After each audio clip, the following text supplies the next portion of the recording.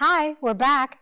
And ready to talk about the trade-offs between genotyping and sequencing. To reground you in the analogy, we're kindergarten teachers of a very large classroom, and we have to take attendance every day. There's two ways we could do it. First, we just go through name by name on the roster and see if each student is there.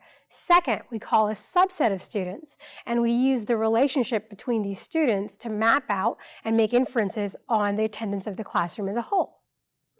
One problem. My best friends and I would usually stick together to the extent that you could call on one of us and assume that the other three were there. But sometimes, Sarah would be traveling in Europe and not be in attendance at all. Wouldn't the teacher inappropriately assume that Sarah was there if she just called me?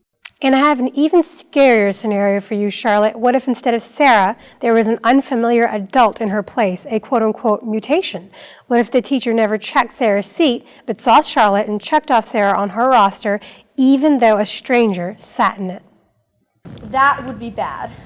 That would be bad, but that's the trade-off between cost and accuracy. Sequencing buys you some assurance that you're capturing every possible mutation. And I think I spy another trade-off between genotyping and sequencing. To return to our classroom analogy, let's say we switch classes for different periods, too. Go on, this sounds interesting. I sat with Rachel, Sarah, and Sophie for period 1, but in period 2, Sarah and Sophie left the classroom for chorus, while Rachel and I remained in our seats for art. Who took the seats of Sarah and Sophie? Joey and Jeffrey. They were inseparable, too, but not from us.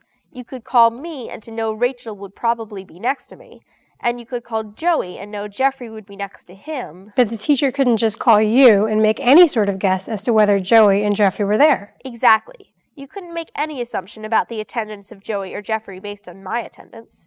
We weren't inseparable at all. We didn't even like each other. So the relationships within groupings were different from period to period. And you would have different assumptions about people who hang out together for every period.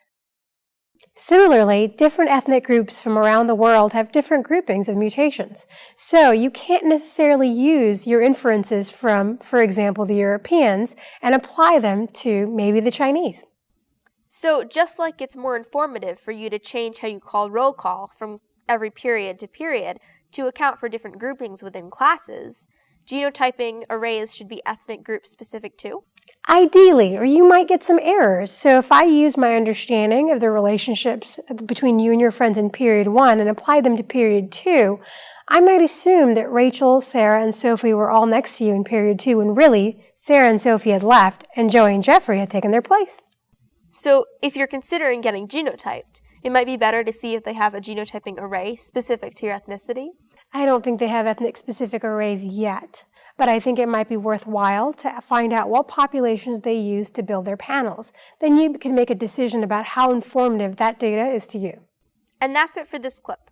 Tune in next time for understanding some of the data you get back.